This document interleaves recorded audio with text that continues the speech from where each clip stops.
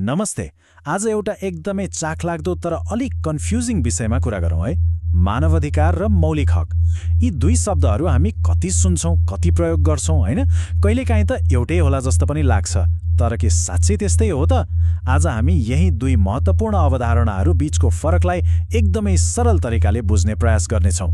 हो, सबैको मनमा आउने पहिलो प्रश्न नै यही हो, के मानवाधिकार र मौलिक हक एउटै कुरा हुन्? बाहिरबाट हेर्दा उस्तै उस्तै देखिए पनि विश्वास गर्नुहोस्, यिनीहरूको स्रोत, यिनीहरूको दायरा अनि यिनीहरू लागू हुने तरिकामा आकाश पातालको फरक छ। ल, आजै यही कन्फ्युजनलाई सधैँका लागि क्लियर गरौँ। ल, सबैभन्दा पहिले सुरु गरौँ मानवाधिकारबाट। यसलाई एउटा ठूलो विश्वव्यापी छाता जस्तो सम्झिनुस् न। यो एउटा यस्तो आधार हो जसले संसारका सबै मानिसहरूलाई समेट्छ। को कुन देशको हो, कुन समुदायको हो, त्यसले केही फरक पार्दैन। एकदमै सरल भाषामा भन्नुपर्दा मानव अधिकार भनेको के हो त? यो त्यस्तो आधारभूत हक र स्वतन्त्रता हो जुन यो संसारमा जन्मने हरेक व्यक्तिले जन्मने बित्तिकै पाउँछ र यो अधिकार मृत्यु नहुन्जेलसम्म उसैसँग रहन्छ। मतलब मान्छे भएर जन्मेकै कारणले पाइने अधिकार हो यो। मानव अधिकारलाई खास बनाउने यसका तीनवटा मुख्य गुणहरू छन्। पहिलो, यो विश्वव्यापी हुन्छ, मतलब संसारको जुनसुकै कुनामा भएको मान्छेका लागि पनि यो बराबर हो। दोस्रो, यो जन्मजात हो, भन्नुको मतलब यो अधिकार पाउन केही गर्नु पर्दैन, मान्छे भएर जन्मे पुग्छ। अनि तेस्रो, यो अहरणीय हो। यसको अर्थ सामान्य अवस्थामा यी अधिकारहरू कसैले पनि खोसेर लान सक्दैन। ल, मानवाधिकारको यो विश्वव्यापी आइडिया त बुझियो। अब अलिकति साङ्गुरो दायरामा आउँ, तर कानुनी रूपमा चाहिँ झन शक्तिशाली अवधारणामा हो। अब कुरा गरौँ मौलिक हकको। यसलाई चाहिँ एउटा देशले आफ्ना नागरिकहरूलाई दिने विशेष ग्यारेन्टीको रूपमा बुझ्नुपर्छ। मौलिक हक भनेको चाहिँ कुनै देशको संविधानले नै ल मेरा नागरिकहरूलाई यी अधिकारहरू छन् है भनेर लेखेरै दिएको अधिकार हो। अनि सबैभन्दा महत्त्वपूर्ण कुरा के थाहा छ? यी हकहरू कानुनी रूपमा लागू गर्न सकिन्छ। यसको मतलब यदि कसैको मौलिक हक हनन भयो भने सिधै अदालतको ढोका ढकढक्याउन पाइन्छ।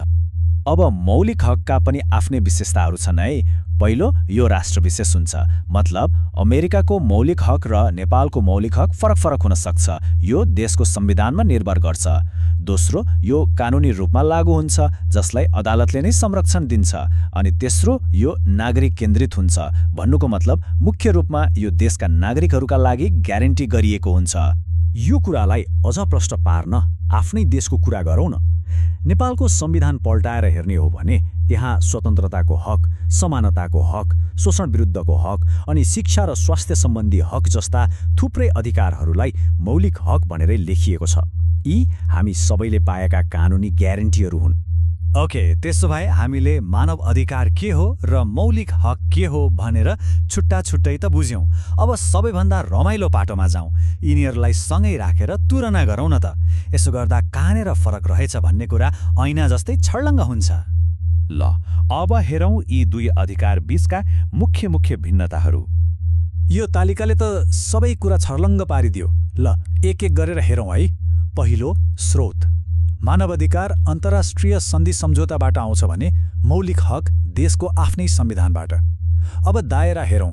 मानवाधिकार विश्वव्यापी हुन्छ, तर मौलिक हक राष्ट्रिय सिमानाभित्र मात्र सीमित हुन्छ।